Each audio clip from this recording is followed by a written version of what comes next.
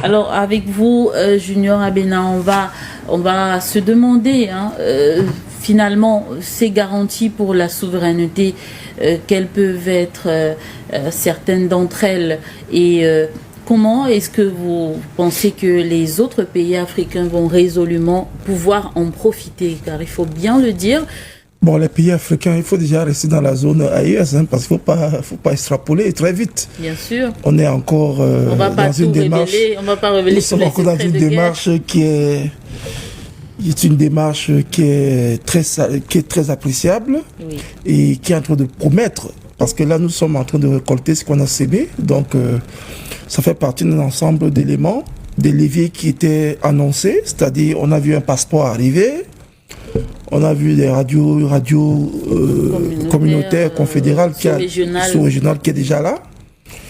Ici, la semaine dernière, nous avons parlé de la banque d'investissement. Voilà. Il y a même eu les juridictions, en tout cas, on va dire l'écosystème juridique de l'AES qui est en train de se consolider par ailleurs. Effectivement. Bon, on voit aussi les grands projets structurants avec les centrales énergétiques, parce que même cet or-là, pour raffiner cet or, il faut de l'énergie. Il faut de l'énergie, vous en Donc, on voit que tout va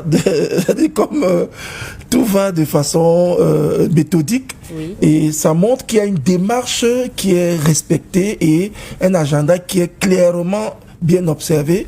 Et nous pensons que nous arrivons, au bout de cet agenda-là, il y a l'espérance.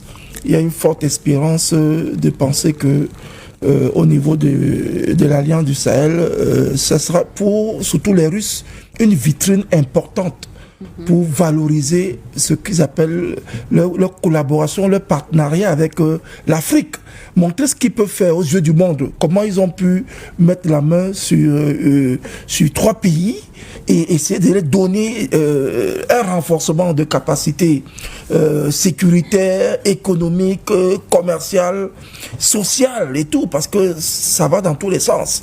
Et nous voyons ici que ces éléments viennent améliorer beaucoup de choses dans le commerce, tout ce qui est commercial, tout ce qui est financier, parce que même au niveau de la banque d'investissement, c'est un très très grand ouf, parce que ça pourra permettre, avec cet or-là, cet or qui peut être une réserve aussi, parce que en dehors des réserves d'échange, il y a également l'or, quand il est déjà raffiné, qu'il est conservé, il est bien préservé, sécurisé, c'est une réserve qui a une valeur qui peut déjà avoir une cote importante et permettre d'assurer des garanties souveraines, assurer plusieurs comment il peut dire, des réductions des déficits, même le déficit budgétaire. Tous les déficits là sont réglés tout de suite parce que l'or vient complètement boucher. Sur place. Voilà, et ça garantit autant de choses. Et nous pensons que les 3 pays ayant des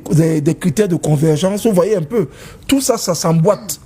Il y a l'énergie, il y a les matières premières, il y a la ressource humaine, il y a la sécurisation. Donc, tous ces critères de convergence-là ne peuvent qu'apporter un décollage économique certain, avec des chaînes de valeur, tout ce qu'on a cité là. Donc, voilà. Et même la valeur ajoutée en termes même de l'emploi, en termes des entreprises, en termes de tout ça. Donc, l'or, en réalité, l'or, c'est plus que la monnaie. Parce que l'or, c'est la valeur qui est établie et qui reste sûre et vitam aeternam. Donc, l'or, elle ne bouge pas. Donc, elle est de qualité, elle est pure, elle est raffinée. C'est une valeur indéniable. Donc, du coup, vraiment, il faut être de mauvaise foi pour penser que la trilogie du Sahel n'est pas dans sa démarche opérationnelle. Elle est au cœur de la véritable expansion et de l'ingénierie des Africains. Ça, c'est une ingénierie qui vient nous montrer qu'on est resté très longtemps marginalisé, embrigadé, on est resté longtemps complètement verrouillé ou bien globotisé par les Européens, surtout la France, qui a fait toujours croire que le Niger, le Mali, vraiment ils sont très pauvres, il faut l'assistance, l'essence, il faut vraiment venir apporter de l'eau. Il faut de l'eau. Pourtant, même le Sahel, là, on vous dit que le Sahel, le Sahara, là, c'est la plus grande réserve en eau douce dans le monde.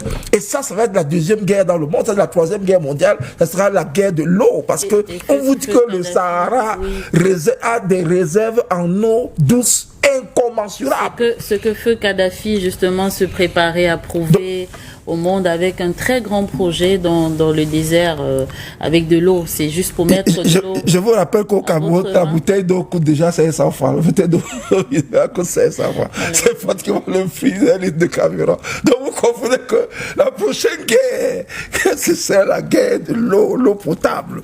Donc, cette zone-là, ils ont de l'or, ils ont de l'eau, ils ont l'uranium. Vraiment, il faut comprendre pourquoi la CEDEAO, ils ne dorment pas. La CEDEAO va multiplier des rapprochements stratégiques.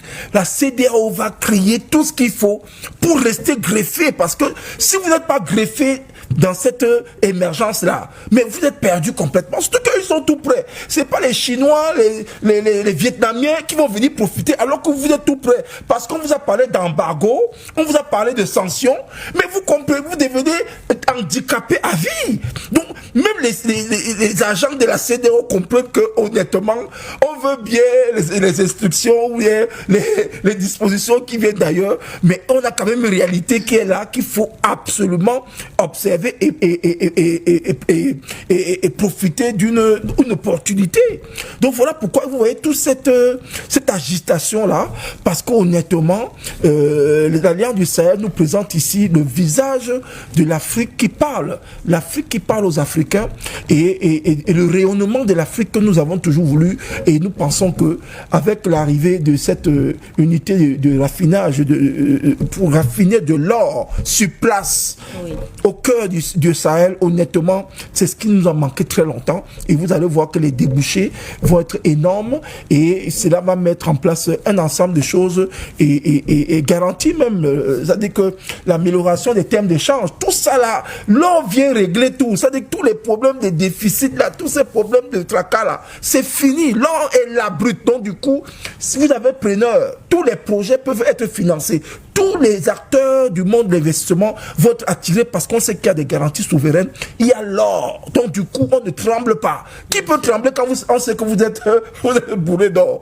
Tout le monde viendra investir dans votre pays parce qu'il sait que vous avez des garanties. Donc ces garanties souveraines là, honnêtement, nous pensons que c'est autant de choses qu'il faut préserver, qu'il faut sécuriser. Voilà pourquoi la Russie est en train de présenter cette trilogie du Sahel comme un véritable c'est-à-dire que c'est une fenêtre visible au monde pour comprendre que leur partenariat est conséquent et a des éléments très appréciables. Merci à vous, Junior Abena, pour ces rappels et même cette ouverture.